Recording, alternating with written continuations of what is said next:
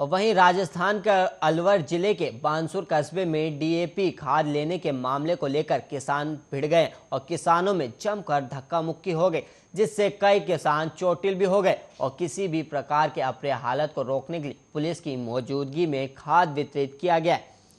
कस्बे के अस्पताल के पीछे एक खाद विक्रेता के गोदाम में किसानों की भारी संख्या में भीड़ जमा हो गई और खाद को लेकर आपस में खींचतान हो गई और किसान उलझ गए, आपस में धक्का मुक्की हो गई। और मामला बिगड़ता देखकर मौजूदा लोगों ने पुलिस बुलाई और पुलिस की मौजूदगी में खाद वितरण किया गया। और बानसूर सहित आसपास के क्षेत्रों में पिछले काफी दिनों से डीएपी खाद की किल्लत बनी हुई है, जिससे किसान परेशान हो रहे और किसान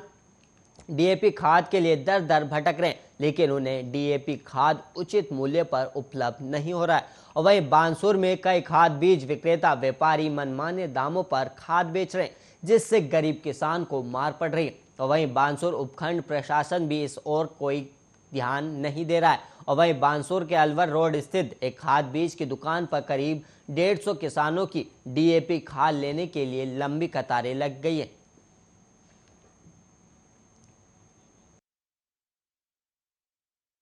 और वहीं राजस्थान के राजधानी के सोडाला थाना इलाके में शनिवार रात रिद्धि सिद्धि चौराहे के पास अचानक एक चलती हुई लो फ्लोर बस में आग लगने से हड़कंप मच गया। और लो फ्लोर बस गुर्जर की थड़ी से रिद्धि सिद्धि चौराहे की तरफ आ रही थी और वहीं तभी उसमें पीछे की तरफ आग लग गई और एक बाइक सवार युवक चालक को बस के पीछे आग लगने की जानकारी दी और तुरंत बस में सवार सभी सवारियों को नीचे उतारने के लिए कहा गया। और चालक ने बस को रिद्धि सिद्धि चौराहे से ठीक पहले रोका और उसमें सवार तकरीबन 15 सवारियों को सकुशल बाहर निकाला। और उसके बाद देखते ही देखते पूरी लो फ्लोर बस एक जलते हुए आग के गोले में तब्दील हो गई और धू धू कर बस जलने लग गई। और आग लगने की सूचना पर दमकल की 2 गाड़ियां मौके पर पहुंची और तकरीबन 45 मिनट की कड़ी मशक्कत के बाद आग पर काबू पाया गया, लेकिन तब तक बस पूरी तरह से जल चुकी थी। और सुरक्षा की दृष्टि से पुलिस ने गुर्जर की थड़ी से रिद्धि सिद्धि के तरफ आने वाले रास्ते पर यातायात को रोककर अन्य समांतरण मार्गों पर डाइवर्ट किया था। और वहीं गनीमत रही कि हादसे में कोई भी हादसा नहीं हुआ और बाइक सवार युवक की सूझबूझ के चलते एक बड़ा हादसा होने से टल गया।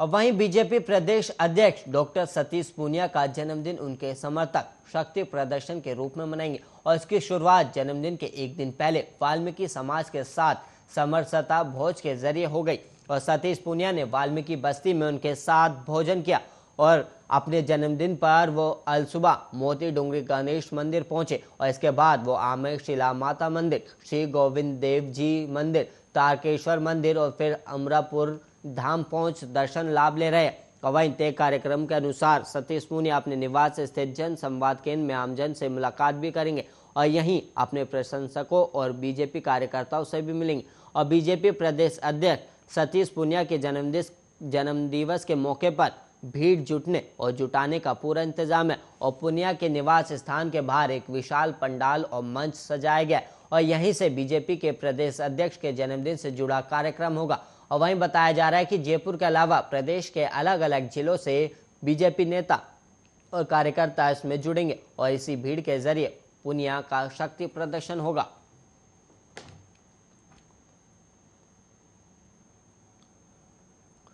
और वहीं बहरोड में पटवारी परीक्षा के लिए निकले अभ्यर्थी ने हाईवे को जाम कर दिया और आरोप था कि रोडवेज और प्राइवेट बसों का संचालन ठीक से नहीं हो पा रहा है और जाम की वजह से घंटों यातायात बाधित रहा। दिल्ली जयपुर फ्लाईओवर से पहले हाईवे को जाम किया गया था और सुबह 9 बजे तक गाड़ियों का आवागमन अवरुद्ध रहा और सड़क जाम की वजह से रोडवेज की कई बसें,